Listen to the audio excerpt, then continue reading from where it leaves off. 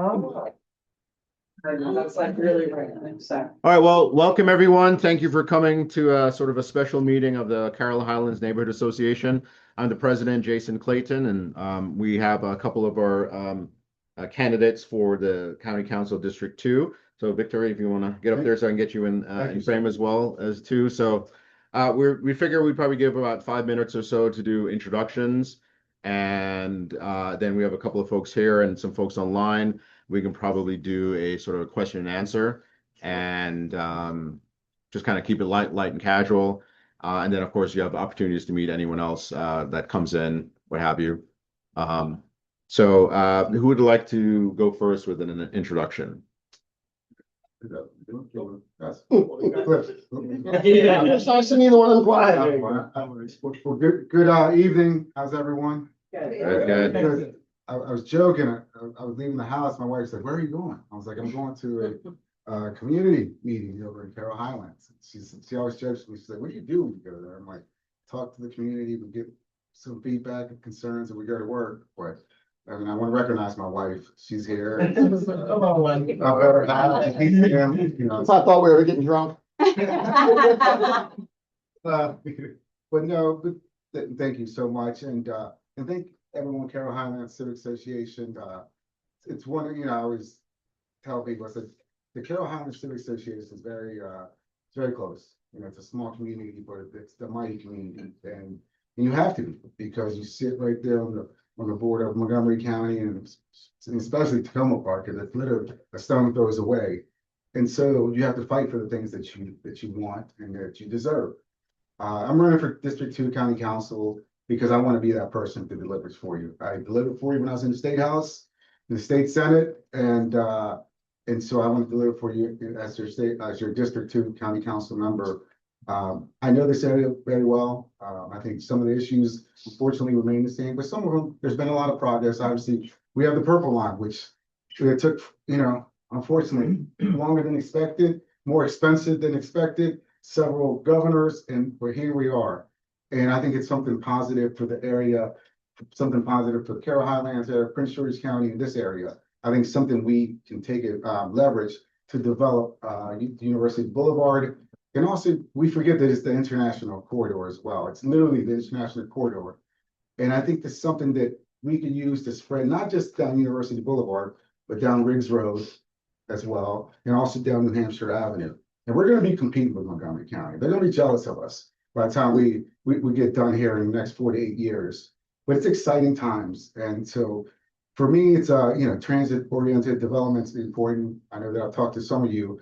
Sidewalks are important. We need somewhere to, to walk. I've door knocked here enough, and I know enough people that, driven by, that, you have a lot of people who like to walk. You have a beautiful community with beautiful trees. It's greatly situated, but see people walking in the middle of the road, right? And it can be dangerous, and there's children, and so it could be dangerous for children as well. I think to work on the bread and butter issues, because you live in an unincorporated area. We have the corporated area, which is City Hyattsville, Brentwood, Mount Rainier. I would say like the Route 1 corridor, Queens Chapel, and that's it's doing well. But we also can't not ignore the unincorporated, which is this area, which is the Riggs to Chill on, which is the Adelphi Langley Park, which is here at Carroll Highlands, Lewisdale. It's a great opportunity, and it's a lot of we have a lot of work to do, and that's nothing more than like my wife knows. It's time to get to work, because right now we're in a deficit as well. We have a person who's crazy at the White House who hates that public education, hates anything that trickles down to, especially a Democratic state like Maryland, right? We're right next door. He hates our governor, right? So he takes it out on the rest of us.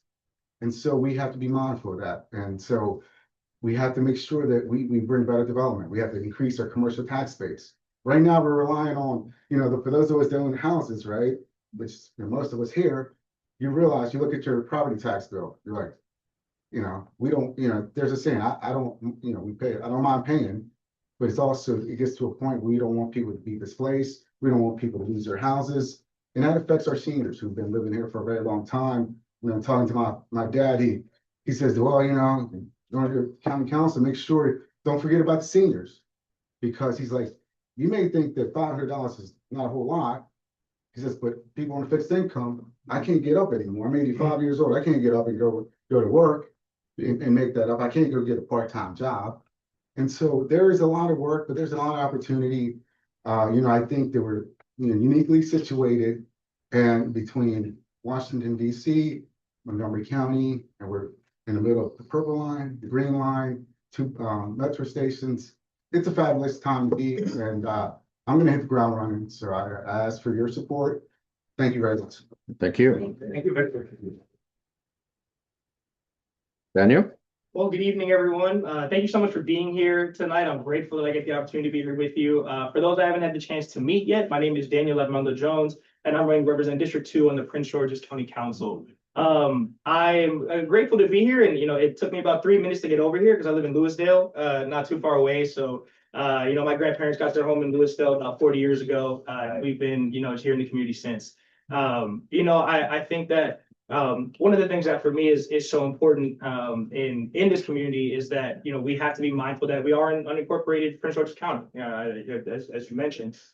We have to understand that the county council is the first line of defense for places like Lewisdale and for Carroll Highlands. And and before I get a little bit more into that, I also want to highlight a little bit more about my background. So I got my degree in biology, studied molecular and cellular biology, then pivoted to work on Capitol Hill, where I worked for 2 different members of the United States Congress.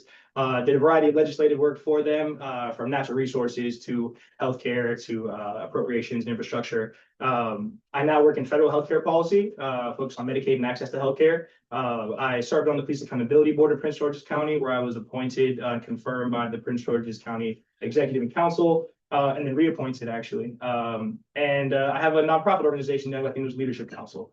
So public service is important to me. Being in the community is important to me.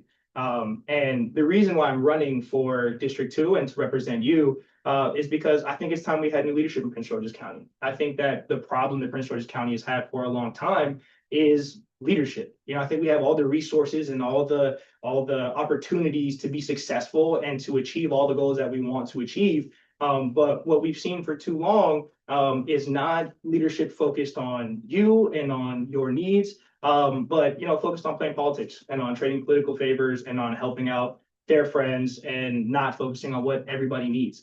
Part of the reason why I'm running, a big reason why I'm running, is because a lot of the issues that were issues when my grandparents first came to this country are still issues. Property taxes was mentioned. That was a problem 30 years ago. It was a problem 15 years ago, and it's a problem today, and it continues to be a problem. It's something where, when I've been out talking to neighbors, I will literally see people, seniors with boxes in their hallways like, oh yeah, I'd love to vote, but I'm leaving Prince George's County. I can't survive. I can't do this here, right? I can't afford to keep paying this increased bill. And that's a matter of caring. We talk about and campaign on issues, and we've heard the same campaign promises, over the course of my time here in Prince George's County. Everyone likes to talk about taking care of seniors during campaign season. But there's 3 other years where elections aren't going on where we have to be thinking about our seniors and taking care of them. There's 3 other years, in a term that we have to be thinking about the issues about funding our public schools, not depending on federal and state dollars to bail us out, but at a county level, making sure that our county dollars are showing an investment in our public schools. So for me, again, I think it's just so important that we have leadership, especially right now, that's focused on us, that's focused on what gets you from Monday to Friday. Because, and again, especially in this area, right, your county council representative, it's your first line of defense. It's the first person that, you're going to pick up and call because, we don't have a mayor, we don't have a city council. And I know that it's intimately, I know the issues of being an unincorporated community because I face them, my parents face them, and as my parents are getting older and they're looking down the barrel of retirement and what that means and could they do it, they've now lived here longer than the countries that they were born in. And so, them having the opportunity to comfortably be here, kick their feet up for the work that they did. My younger brother just got his degree. He graduated from University of Maryland with his master's, and we're super proud of him, right? He did all the things we told him to do. He went to school, stayed out of trouble, got the grades, got his bachelor's, got his master's. And now he's looking at what's my future? Can I build a life in Prince George's County? Can I, invest in this community the way that I want to as an adult? And that's a harsh reality for him to face, right? Rent prices are going up, cost of living in general is going up. And so right now, it means more than ever that we have leadership that's focused on addressing your needs today. that is accountable only to showing up for you, that is accountable only to being present for you. And that's, really important to me. That's why I'm here. That's why I'm asking for your support. Again, I think in Prince George's County, we have an amazing opportunity to be the example in this region, in the state of Maryland. But it takes leadership that's focused on helping everybody out and getting us there. Focus, so, we need change, we need progress. And that's why I'm asking for your vote and asking for your support in my campaign to represent District 2 in the Prince George's County Council. And I'll turn it back over to you, Jason. Thank you for the opportunity to address folks. Thank you, Daniel. Thank you, Victor. So you've had a chance to sort of get introduced to the candidates if you haven't met them before. And so now I'd like to open up to any questions that folks may have. We already have some questions online, but we'll start here. Yeah, where out in Lewisdale you from? So I was born and raised in Lewisdale. Yeah, I'm on Charleston Place. Yeah, so That's a nice street. That's probably the nicest street in Lewisdale. The widest too. It's not too bad. Yeah, it's not too Because it bad. runs kind of sideways going up, 23rd Avenue. That's nice up there. Yeah, it's not bad. We got we don't have sidewalks on my street, so maybe that's maybe a little bit of the width that you're talking about, but it's tough. We've got a lot of the same potholes that I've seen for a long time. A lot of our neighborhood still needs sidewalks, needs some of that public infrastructure investment for accessibility purposes. A lot of our houses in Lewisdale and in Carroll Highlands aren't necessarily disability accessible. So I mean, yeah, it's a great spot. I love where I live. I mean, you went to Lewisdale and Nicholas Orm. Say again? Did you go to Lewisdale Elementary, Nicholas Orm? No, I did not. Okay, I'm just wondering. From Lewisdale, and I lived right across the street from Lido's until I was like 23, 24 years old. So I'm Okay, from yeah. Lewis, born and raised in Lewisdale. Then I met Linda and I've been up here ever since. And Amazing. she was born and raised in this neighborhood. I mean, we own the house right next door to his, right on that corner. Oh, amazing. Awesome. So, Glad you guys stuck around. I've never been anywhere except PG County, but I like it here. You and me both. Seems we're forgotten over Montgomery County. Because anybody tells you that's from Montgomery County, they think they're a better county than we are. I can't argue it because I don't know any better. So all I know is PG County. But it's grown a lot since I was a kid. I was telling everybody else who knew. When I was a kid, there's a lot of woods around here, a lot of places for kids to play, ride their dirt bikes, and not anymore. It's all built up. Go ahead, Jeff. Hey, so I gather that there's a move underfoot to get rid of at-large council members on the Prince George's County Council. I know that it was only implemented, a few election cycles ago. I don't have strong opinions on it, really, but I'm curious what both of you think about the at-large council seats and whether we should keep them or not keep them.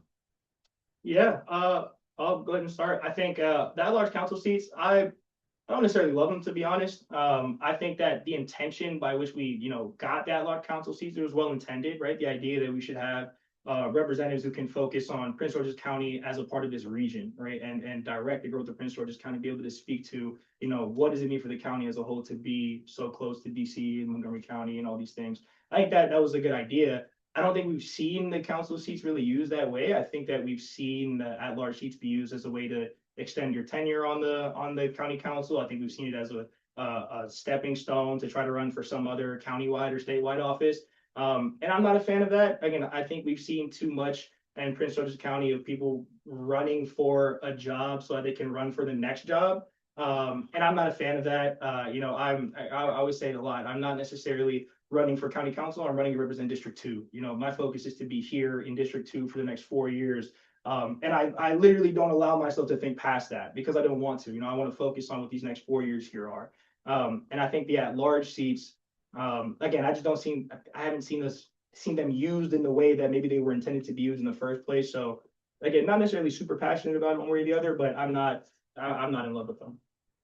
Victor? Thank you so much. I know why they were presented because they wanted to allow people to continue their continue serving instead of running for county executive. I mean, that was the basis for it. And I think it was wrong then, it's wrong now. I mean, I have a good friend of mine who's there and she's actually doing a great job.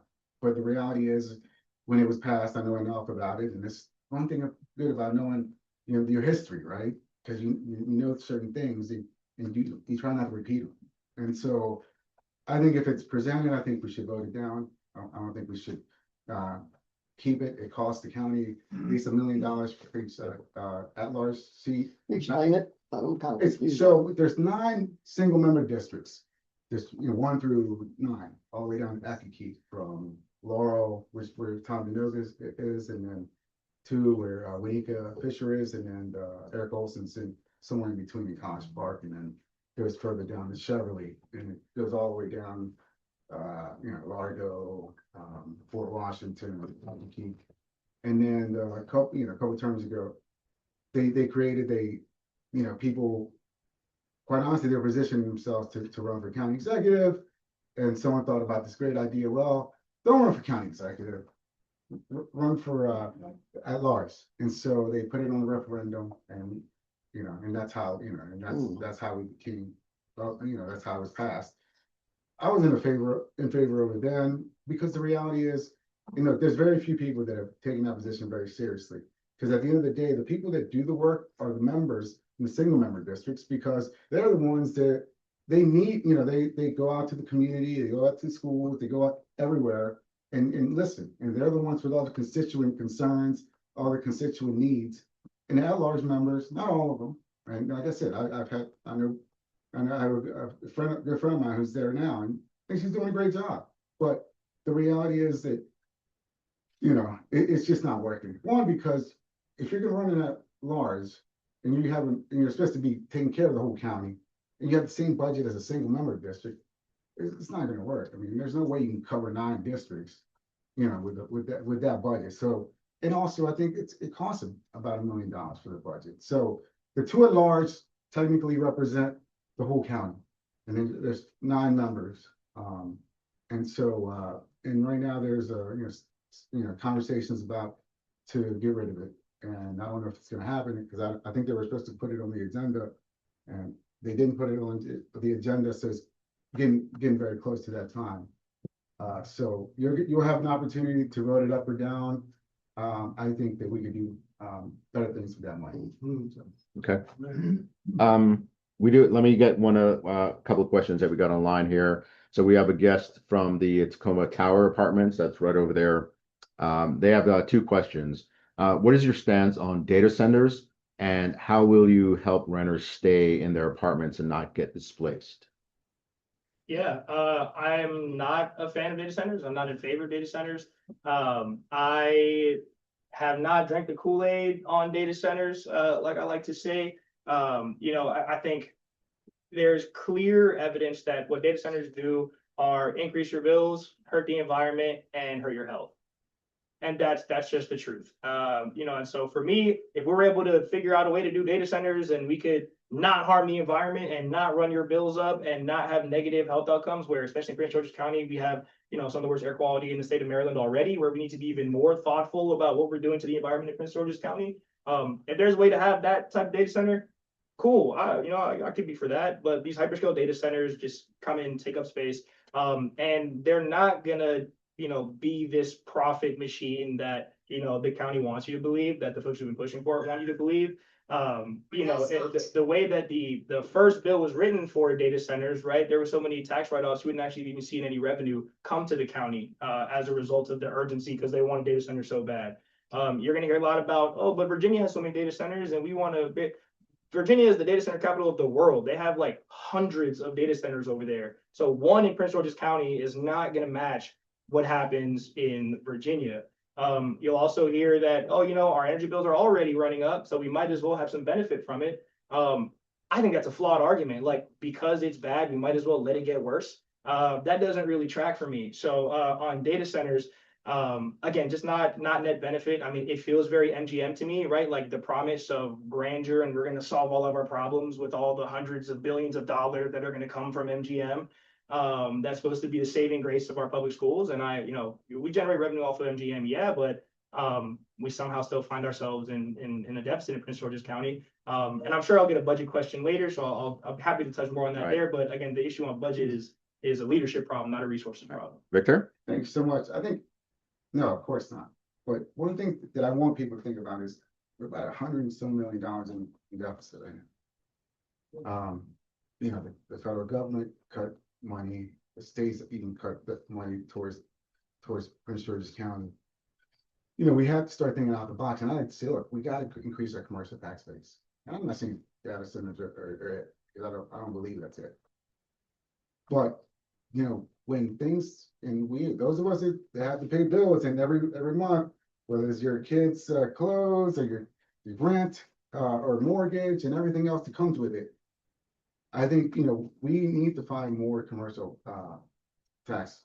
We need to find more, development that's gonna create that, because eventually we're gonna have to come up with $100 million or so. And that is realistic, and I know, you know, we all go, schools are, you know, need money, police and firefighters need money, you know, the roads need money, code enforcement needs money, all this stuff needs money. You know, the problem that we have is, that 25% of our funding comes only from commercial tax base. 75 comes from our residential property taxes. Now, I mentioned at the beginning that those of us that pay property taxes know what that feels like, right? Especially our seniors knows how that feels like. And if you're renting, be sure that your landlord is passing that down to you. They're not going to suck it up. They're not going to pay for it. They're not going to subsidize it. To get back to, I would say no to data centers, but we have to start coming up with developments. And I think we have, you know, metro stations, the Green Line, we got Prince George's Mall, we have West Hyattsville, we have now the Purple Line. And when I say this, it's not just a District 2 problem, it's a whole county problem, right? So we are, and that's where I think, and I was talking to Senator Augustine the other day, he's like, look, I said, one thing, don't forget, you have to work together to get things done. Right. One person, one representative, you know, it's not, you know, you're not gonna get anything done. Right. And I said, no, you're absolutely right. With regards to the person online about rent control, I think there is some rent control right now from Prince George's County, but we need more of it, right? We need to make sure that we are incentivizing the private sector, because we need them to create more, right? Because, you know, it's unrealistic to think that the county government or any government is going to create all public housing. So incentivize, you know, the private sector to come into Prince George's County, expand and create more. And, you know, just for the record, I'm for rent stabilization, which is in place right now. So, Daniel, your thoughts on rents? Yeah, I think the rent stabilization point, I mean, is true. We have rent stabilization in Prince George's County. I'm in support of it. I think it's a tool. I don't think it's the end all be all, right? When we talk about affordable housing, I think rent stabilization is a tool that we use to, you know, help our renters and our families be able to manage their economic landscape. But we have to be thinking about more. We've got 48,000 approved housing units in the pipeline, but no construction on them yet.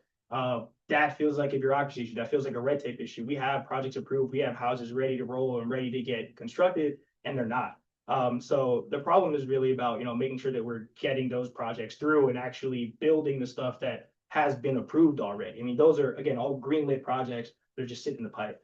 So all for rent stabilization, again, I think it's supported. It's important as a tool in the toolbox. But you can't look at it as the only way to help the residents of Prince George's County, because it's not. It takes more than that to address the affordable housing issue.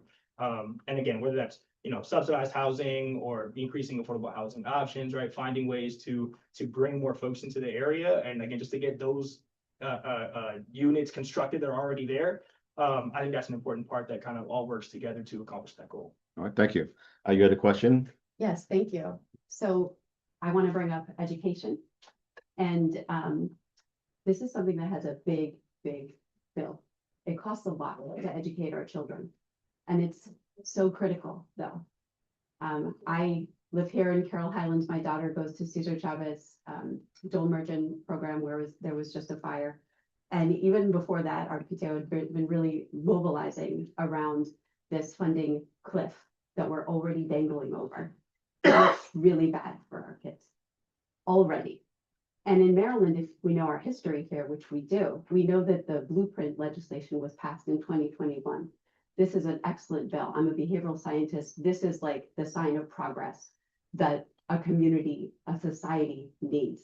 You know that the Kerwin Commission was convened in 2016 that ended up with a blueprint for equity in education. And now it's being eroded. And it really hits home when our buildings are just, a fire has erupted. There was such an immediate response. I'm so thankful it was contained to one second grade classroom, where these children now still have to return. My daughter's going to be in second grade next year. She has a lot of questions about, will it be ready for her? Will it be safe? Our parents have a lot of questions about the response, because we know that there is a entrenched decades-long legacy of underfunding of dilapidated buildings. And I've learned from other parents recently at these county council hearings where it's rats, it's falling down roofs, it's major health concerns. And today, another mom said, no, I can't send my daughter back here. I'm too scared about the fire remediation. So we need elected officials that will go to bat for education. Yes, it's expensive, but all told, after federal and state pass-throughs, PG County invests 20%. This is pathetic compared to regional amounts that counties are investing in education. We need serious tax reform. Yes, we need to reform trim. We need to remediate the telecom 2024 HB 398 legislation that really shackled education as well. I'd love to hear how you're going to be champions for education. Can I piggyback a little bit on that? She is sending her children to a very school. But if any of you have ever walked on what is High Point High School? My son wanted to be a biologist. There were no labs because they thought the kids will fight with them. Yeah, police station inside. So I moved from Montgomery County to this county, and I was petrified to see those. I walked the school, looked like 1950. And I just want to say that I'm a really nice person, just really fired up. You know that. You don't think you're a bully? Oh, No, 100%. I appreciate that, right?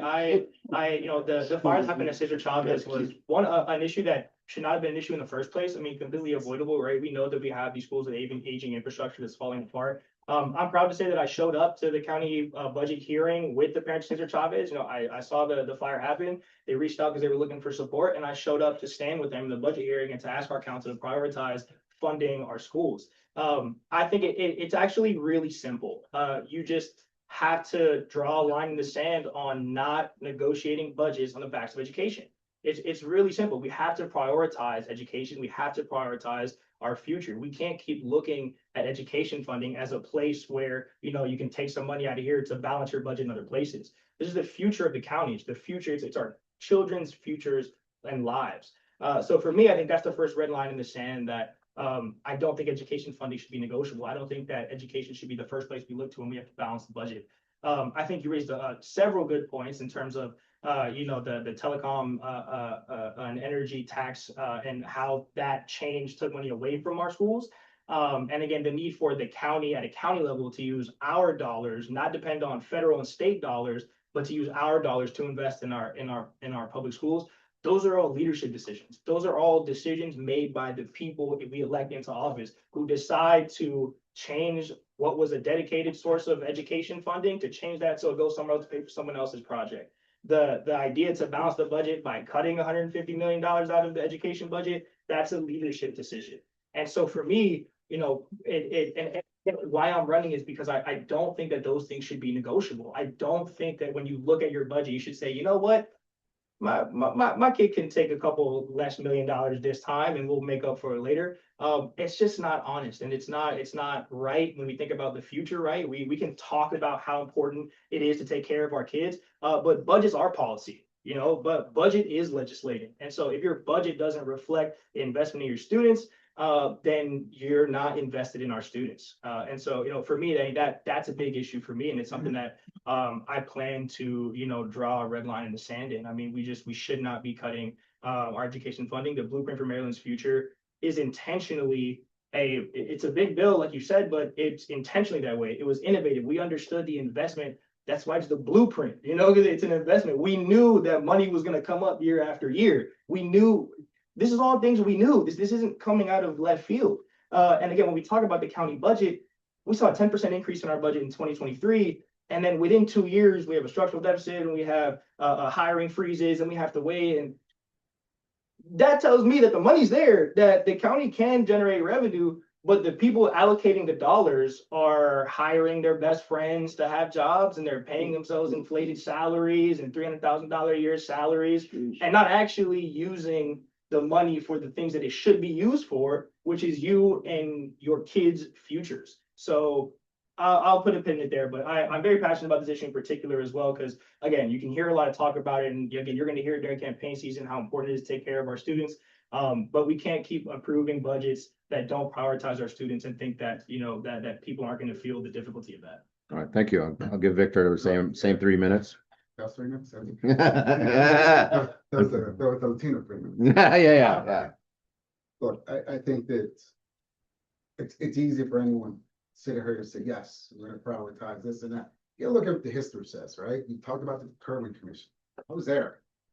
You're right. It was the foundation for the blueprint. That's where my dedication is. That's where my background is. That's where my track record is. I've been there. I know what needs to get done, right? And we have the blueprint because of the Kerwin Commission, right? Where we found out that, you know, Prince George County, Baltimore City was, you know, we're funding our public schools at the bottom, right? Like Montgomery County schools, which, you know, I believe, you know, you went to Montgomery County public schools, we're always funding them at 2 or 3 times the amount, right? And yes, and some people say, is it because the majority of the kids that, you know, after 1980s, you know, in the 90s were, you know, were brown, right? With either African American or Latino. Maybe, maybe not. That's why trim is there, right? Which is the, you know, it caps how much property taxes, you know, we can charge, or, you know, the residential property taxes, right? They said because they realize that you're going to need that in order to fund our public schools. So you bring up a good issue. And every time trim would go up for, you know, referendum, it would get voted down, right?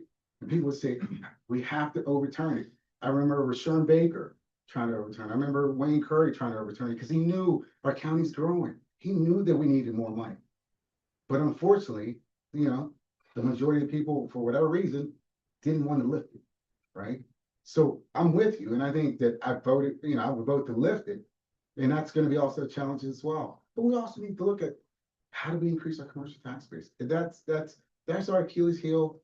Our public schools, I mean, look, my wife and I went through K through 12, right? She grew up in Delphi Langley Park. I grew up in Mount Rainier.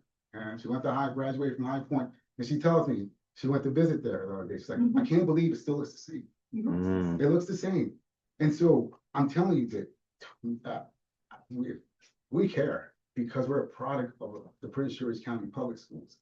And we care because every day I go to Northwestern, and every week when I go to Northwestern High School, and I go talk to the soccer kids over there because they play soccer, I know what they're going through. I mean, in Northwestern's, you know, since Jason and I went there, it's newer, right? It's newer, but it's now 30-some, it's almost 30 years old, I think. So it's time also for Northwestern to think about it. You look at the bathrooms, right? Look at just like the common areas. There's nowhere in these, they're overcrowded, they're over capacity. And you're right, it's terrible that High Point's like that. And that's why you know, I'm in support that High Point needs to get a new high school. I'm in support, you know, one, because if, you know, when I'm a District 2 county councilman, my wife, you know, I won't be able to come home if I don't push for it. But all our other schools, Thomas Stone Elementary School, where I went, I mean, that needs, you know, Lewisdale Elementary School, right? Carroll Highland. Oh, but, you know, Langley Park, McCormick, when my wife went, like we, you know, we see that. And How about your children? Where do they go? my children, because Kennedy Krieger, my son's autistic, non-verbal. That's where he goes. Yes. So we do have one question online, and then we can probably take another question after that, and we can wrap up. If you guys have any other questions, you can hang out as long as you want, and we can answer those questions. So the question from online is from Julia.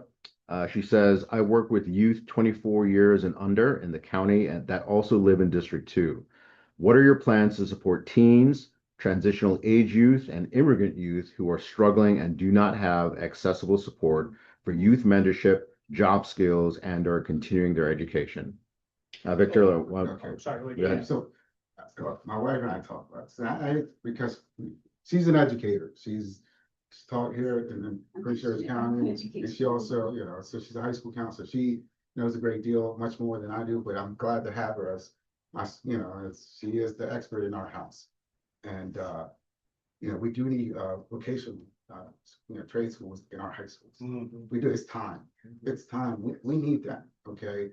I know there was a time when if you didn't go to college, you were looked down on. And I think that's, just like, honestly, if you didn't buy a million, a McMansion, you were looked down on, right? But those times are gone.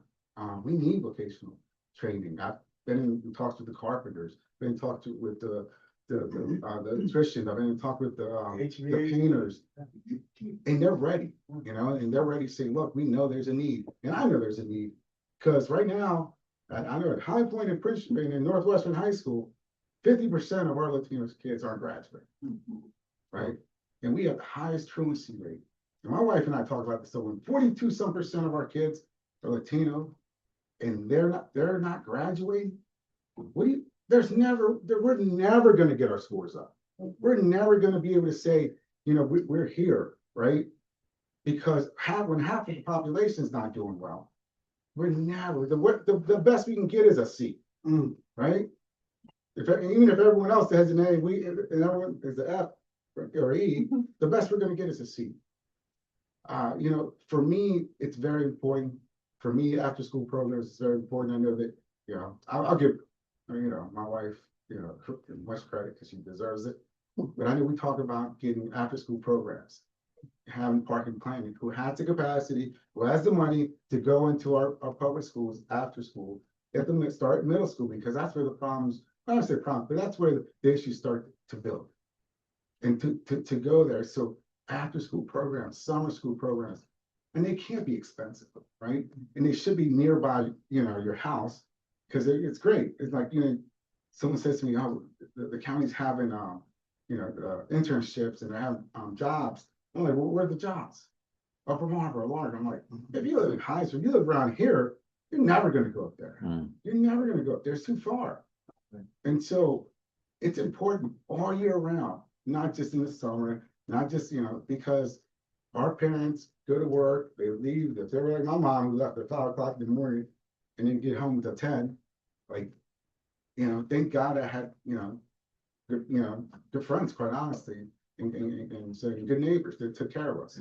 So all those things are important in order for our children to move forward. Well, we have to be realistic as to in meeting them and meeting their expectations and pretending that all of them want to go to college, or all of them, all of them want to go to college. I'll finish this, Jason, if I may, please. 3 things I tell every kid that's about to graduate from Northwestern, which I've known since they were 9th grade. I don't want to see you living in your mama's basement, right? Unless you're paying for the house, right? Unless you're buying the food and putting in the refrigerator. You're sitting there in your mama's basement playing video games, and don't do that. So go to college. If you don't go to college, go get a trade. If you don't get a trade, go in the military. Those are 3 options. If you pick one of them, you will be a better person 5 years from today. Thank you, Victor. All right. Daniel, about 3 minutes or so. Yeah. I think when it comes to opportunities for young people, especially talking about under 24, it starts at, realizing what opportunities are actually out there. I mean, I think District 2 in the first place, we're situated in an amazing place. We have proximity to so much in the DMV that is leading, right? We're right next to Capitol Hill, 30 minutes from Capitol Hill. But I didn't know what Rayburn House office building was until my first day on the job. Right. I live 30 minutes down, from there. I didn't realize what it was till I got there. Right. The opportunities to work in, what does it mean to actually work in government? What does it mean to be involved in policy? What does it mean to work with nonprofits? What does it mean to get a fellowship or internship in different fields to get different exposure? How are we giving spaces for our kids after school, right, through programs? I agree that vocational programs are important. It's important to make sure that we're helping our young people realize the scope of what the world really is and what they actually can go out there and accomplish and achieve. Like I said, I got my degree in biology. I spent my 4 years doing research, cancer focused research. And so one of the things that I wrote my first policy brief on when I was a fellow with the Congressional Hispanic Caucus Institute was on the implication of earlier access to STEM education, on what it means and the difference it makes.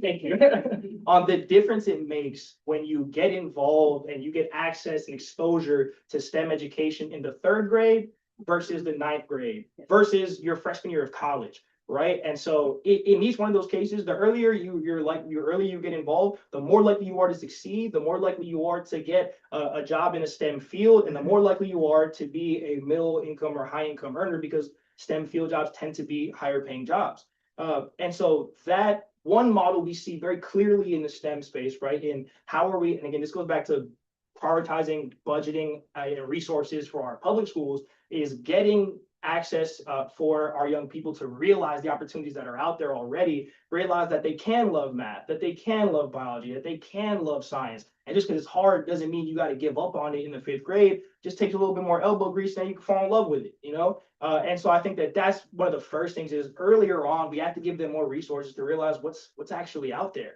And that is multifaceted, right? Again, I have my own nonprofit organization, Young Latinos Leadership Council, where this is a big focus for me, is building leadership qualities in young people, right? Post-COVID, young men in particular needed a safe space to get together and to build relationships and connections. So I said, me and some of my family, we looked at each other and we were like, man, we can fill that gap. We can bridge that, and we can give these people, these young guys a space to come together. We run a basketball league in the summertime, and one of the things that we emphasize with our guys so much, and I say it a lot, right, is, basketball is the least important thing that happens here, right? The most important thing that happens here is that you come together and you're building relationships, right? Each team has a captain. They're responsible for managing their team, and we put a lot of responsibility on it. And that, the way that chest puffs up, when you realize, like, man, somebody believes in me, somebody, keeps taking a chance on me, right? And that's, there are plenty of other kids who want to start their nonprofit organizations. There are plenty of kids who want to be doctors and astronauts and all these different things. And it starts at a school and organizations that are involved with our schools, with our young people, that are exposing them to what's really out there. And so when we talk about what it means to show up for our young people, we got to let them know that they can accomplish whatever they want to accomplish. I think, especially when we talk about like middle, elementary, and high school kids, I think they get, people sell them short a lot, right? Like, absolutely, young people will reach up to whatever you expect of them. And we just have to show them that we, expect and believe in them. And I think that, again, that's a budget priority. We should, in Prince George's County, our budget should show that we believe that our students can go to Harvard, can go get the Ivy League degree if that's what they want to do, or go to trade, or start their own business, right? But even starting a business in Prince George's County is a difficulty in of itself. But I'll put a pin there because we're getting away from questions. All right, thank you. So I think we have time for one more question, and then if there's any other questions or what have you, afterwards, you can hang out and get to know the candidates. Go ahead.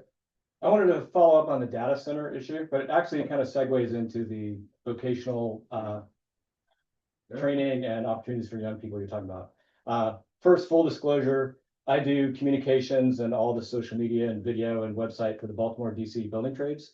So a lot of what I do involves lifting up stories of people that are in apprenticeships and union trades, and really the life transforming opportunities that these provide. Great wages, get paid to learn a skill, no college debt. For apprentices, they get guaranteed wage increase every 6 months, employer paid healthcare, pension. In Baltimore and DC, these jobs are literally transforming people's lives, from 2 part-time jobs with no benefits, or formerly incarcerated folks, or increasingly people that got laid off from the federal government or no longer have work because of that, or going into the trades. And one of the things that we do in DC around the RFK Stadium, for example, is we fight for project labor agreements that have local hiring targets and guarantees. So we're all about creating opportunities for local residents and people who have been historically underrepresented in the trades, people of color, women. So we've got amazing stories of young people women in Baltimore that are now working on apprenticeships in the trades. Some of them, many of them are working on data centers, to sort of like tie this back in. Ironworkers, electricians, plumbers, their programs are just skyrocketing. They have so much demand of people coming in that they're becoming literally more selective than Harvard, the number of applications that come in versus people that they can accept. So all that said, I'm also an avid cyclist, backpacker. I care about air quality. I care about water quality. I care about electricity rates. How would you balance life-changing economic opportunity for PG County residents on working on data centers, but also other jobs against all of these other concerns about water quality, air quality, noise, electricity rates?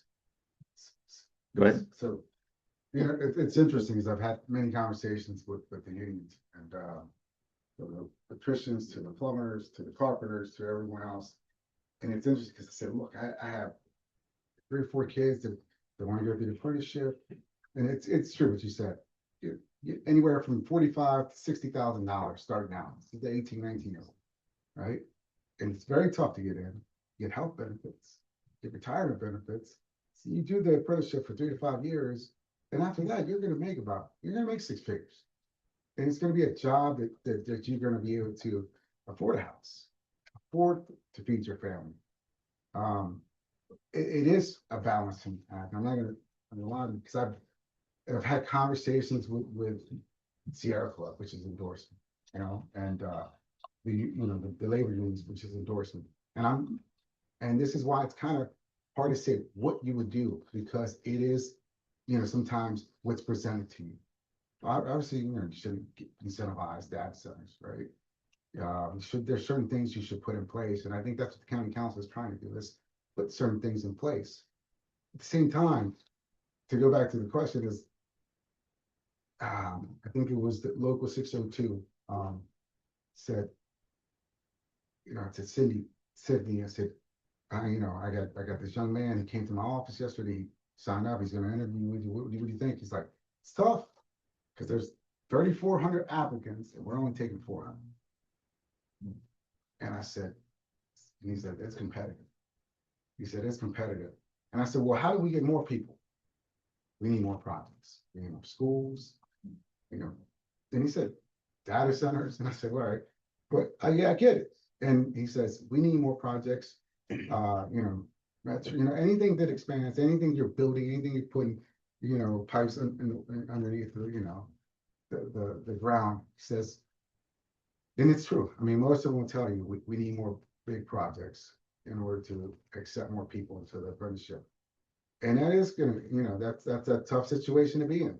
And that, to me, and one thing I'll be, and I will say this, before those decisions are made, I will come and say, this is what we have. We can either hire 1,000 other people or not. 1,000 potentially people that live in our area or not. And, you know, having done this enough, like, you have to listen. I have to listen to you, right? I also have to, and it's going to be competing interests. And I've made a tough decision before. I think that, you know, maybe it's not something we want. Maybe it's something that can hold off. Maybe we, you know, our hopes is that we maybe build, you know, more schools. That's going to take more funding, correct? You know, that's going to take more creativity, which is what they did with our public schools, where they created the public-private partnerships. That's the only way these schools are getting done. And even then, some people have, you know, some disagreements as to, you know, how they're being paid.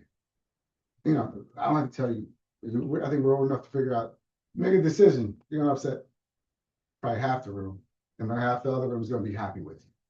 But I'm fine with doing that because I know there isn't one decision that's worth doing that someone's not going to be upset with me. But I hope that I'll make, there'll be other decisions where you can, at the very least, say, you know, Victor looked out for, you know, the residents, right? Because that's what at the end of the day, that's what we're there for, is to represent you, represent the residents, represent the future.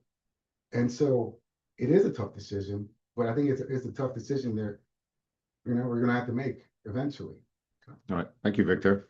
All right, Daniel, how about Got about Yeah. 4 minutes. So to answer the question on jobs as it relates to data centers, I mean, a lot of those jobs, my understanding is they're related to the construction of the hyperscale data center, right? Kind of upfront. Once it's already built, the maintenance of the facility does not require nearly as many jobs or as many folks as were involved on the front side. So we're really talking about temporary jobs, right? Like for a certain period of time. I think that we should be thinking about how do we generate jobs in Prince George's County? Yes.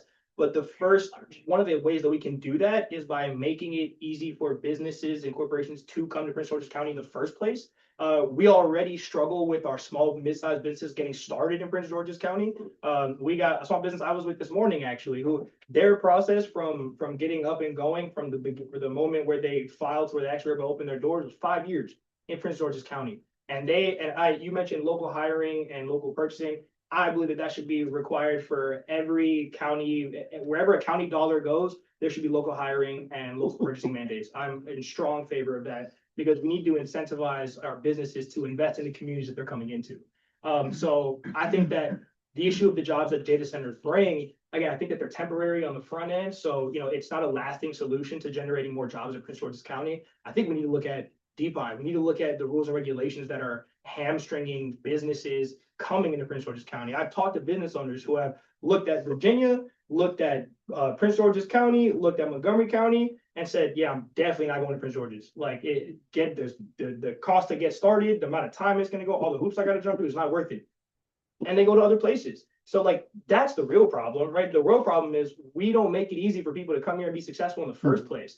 So, and again, I say that too, and kind of frustrated because that's been the case for so long. Like, so many of these issues that we're talking about tonight have been issues for so long, issues while we were in office, like that have been issues my entire life. And we can talk about all the things that we should do or that are supposed to be done, but no one's doing them.